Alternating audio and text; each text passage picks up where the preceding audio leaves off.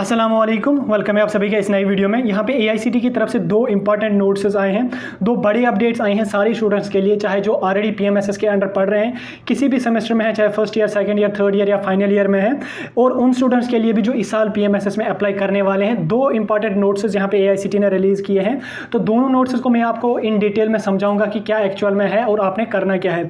तो वीडियो में आगे बढ़ने से पहले अगर आप हमारे चैनल पर नए हैं तो चैनल को सब्सक्राइब कर दीजिए। टेलीग्राम में जुड़े नहीं हैं तो लिंक आपको डिस्क्रिप्शन में मिल जाएगी, वहाँ से जाके ज्वाइन हो जाइए। तो चलिए वीडियो को स्टार्ट कर लेते हैं। तो ये जो फर्स्ट ऑफ ऑल आपको नोट्स दिखेगी, ये सारे जो कॉलेज जो स्टूडेंट पीएमएसएस के अंडर पढ़ रहे हैं या जो इस साल पढ़ रहे हैं, तो मेंटेनेंस अलाउंस जो है, जो पहले मेंटेनेंस की फ़ी आती थी आपको 1 लाख, तो उसके रिगार्डिंग यहाँ पे उसका सिस्टम जो है वो चेंज कर दिया गया है। तो वो मैं आपको यहाँ पे समझा दूंगा। 2022-23 सेशन के ऑनवर्ड्स जो भी कैंडिडेट कोई भी स्कॉलरशिप क्लेम करेंगे पीएमएसएस का किसी भी सेमेस्टर का, तो उनको उसके लिए क्या होगा, जैसे आपको पता है कि दो फॉर्मेट्स होते हैं, एक कंटिन्यूशन होती है, प्रमोशन होती है। कंटिन्यूशन फर्स्ट टू सेकंड होती है और प्रमोशन जो है वो सेकंड टू थर्ड होती है। इस तरह का इवन ऑड वाला होता है।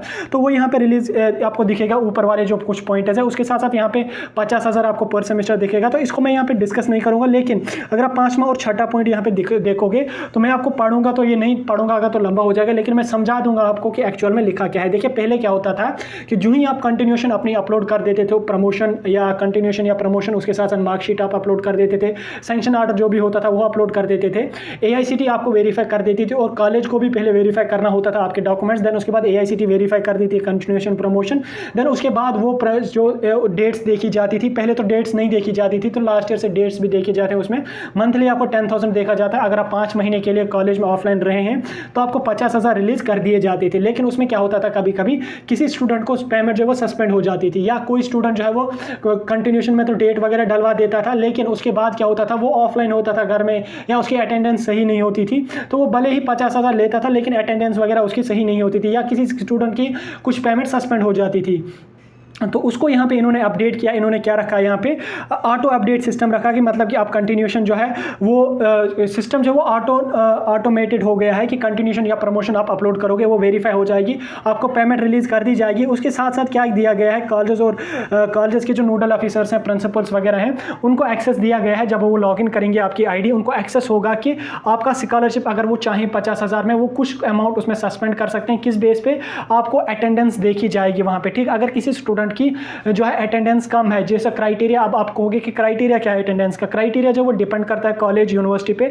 यूनिवर्सिटी ने जो क्राइटेरिया रखा होगा उसी के बेस पे आपको यहाँ पे देखा जाएगा। अगर यूनिवर्सिटी ने 70% अटेंडेंस रखी है, तो अगर किसी कैंडिडेट को 70% अटेंडेंस नहीं है, तो 70 के बिलो है, तो कॉलेज को एक्सेस दिया गया है कि आप उसका स्कॉलरशिप जो है वो सस्पेंड कर सकते हैं। अगर 50,000 मिलना है, अगर उसको जो है 1 महीने की जो है अटेंडेंस कम है, तो वो 1 महीने का स्कॉलरशिप उसको कट कर सकते हैं, या महीने में जितनी परसेंटेज रखी है कॉलेज ने, अगर वो उस परसेंटेज में फॉल नहीं करता है, तो कॉलेज वाले उस अमाउंट को उसको कट कर सकते हैं। और उसके साथ साथ अगर एआईसीटी से भी कभी कभी कोई अमाउंट सस्पेंड हो जाए, वैसे तो सस्पेंड नहीं होगा ऑटोमेटेड सिस्टम में, तो कॉलेजेस को एक्सेस दिया गया है, वो उस सस्पेंडेड अमाउंट को उस कैंडिडेट को रिलीज कर सकते हैं, अगर वो जेन्युइन है, यानी कि अगर वो ऑफलाइन क्लासेस ले रहा है, अटेंडेंस उसकी ठीक ठाक है। तो यहाँ पे बड़ा अपडेट जो है वो ये है कि आपको जो है अटेंडेंस जो है, अभी अटेंडेंस का आपको काफ़ी ख्याल रख लेना। आपने अटेंडेंस को बिल्कुल, ऐसा क्या होता है, मेरे साथ भी काफ़ी सारे ऐसे फ्रेंड्स वगैरह हैं जो क्या काम करते थे कि एग्जाम के टाइम आते थे, एग्जाम के टाइम आते थे, देन उसके बाद एग्जाम जो ही हो गया, कंटिन्यूशन डाल दी तो चले गए घर, तो स्कॉलरशिप बराबर मिलता था। लेकिन अब जो है वो यहाँ पे अपडेट हो गया,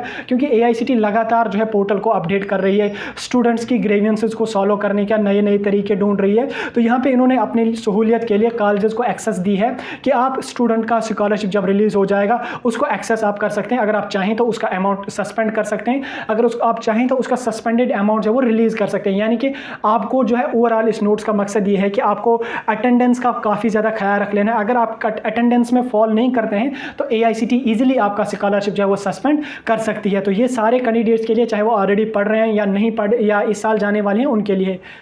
नेक्स्ट नोटिस जो है वो यहाँ पे देख लीजिए, ये डुप्लीकेशन का नोट्स है। देखिए क्या होता था पहले क्या होता था कि स्टूडेंट क्या काम करते थे, वो पीएमएसएस में भी अप्लाई करते थे, लेकिन उसके बाद जो वो दूसरा बैंक अकाउंट लगा के एनएसपी में भी अप्लाई कर देते थे। तो उससे क्या होता था कि आपको आधार बेस्ड आ जाता था, या बैंक अकाउंट की वेरिफिकेशन जब हो जाती थी तो आपको एआईसीटी में अलग होता था और एनएसपी में अलग होता, पोस्ट मैट्रिक का अलग होता था। तो आप दोनों scholarship at a time claim कर सकते थे। लेकिन इसको देख के यहाँ पे एआईसीटी ने इसके बारे में बड़ा अपडेट लिया। जैसे मैंने आपको पहले ही बोला था कि अगर आप PMSS में पढ़ रहे हैं तो आप NSP में मत जाइए, क्योंकि ये रूल्स के खिलाफ है, ये गलत बात है।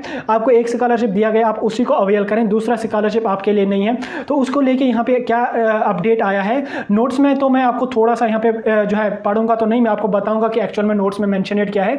देखिए कैंडिडेट्स को देखा जाएगा कि कैंडिडेट ने कहीं NSP में तो अप्लाई नहीं किया, कहीं उसने किसी और स्कॉलरशिप के लिए अप्लाई नहीं किया। NSP में आपका डाटा चला जाएगा पहले, अगर आप PMSS में जाएंगे तो आपका डाटा पहले PMSS में चला जाए, AIC NSP में जाएगा, वहाँ से वेरीफाई होकर कि ये स्टूडेंट यहाँ पे कोई स्कॉलरशिप वगैरह क्लेम तो नहीं कर रहा है या कोई और स्कॉलरशिप तो यहाँ पे क्लेम नहीं कर रहा है। जब आपका वहाँ पे देखा जाएगा कि नहीं, इसका कोई यहाँ पे फॉर्म नहीं है, कोई स्कॉलरशिप यहाँ से क्लेम नहीं कर रहा है, तब जाके आपको PMSS में स्कॉलरशिप मिल जाएगी। अब यहाँ पे बहुत सारे कैंडिडेट्स पिछले टाइम से मुझे मैसेज कर रहे थे कि हमने लास्ट ईयर NSP में भरा था, कि हम इस साल PMSS के लिए एलिजिबल हैं या नहीं है। देखिए मैं यहाँ पे एक बात क्लियर करना चाहता हूँ, लास्ट ईयर आपने भरा, आपका कोई मसला नहीं होगा, लेकिन जब आपकी सिलेक्शन हो जाएगी उसके बाद आप NSP में नहीं भरना, या इस साल अगर जो NSP के फॉर्म्स लगे हैं तो आप इस साल बिल्कुल भी NSP का फॉर्म नहीं भरना। अगर आपने भरा है गलती से, अगर आपने फॉर्म फिलअप कर दिया, क्योंकि कुछ टाइम से पहले रजिस्ट्रेशन स्टार्ट हो गई और कुछ लोग बोलते भी हैं आपको कि आप दूसरा बैंक अकाउंट लगा के स्कॉलरशिप क्लेम कर लो दोनों, तो वो गलती आप नहीं करना। अगर आपने की है तो आपने जो कॉलेज या स्कूल हायर सेकेंडरी का नाम लिखा है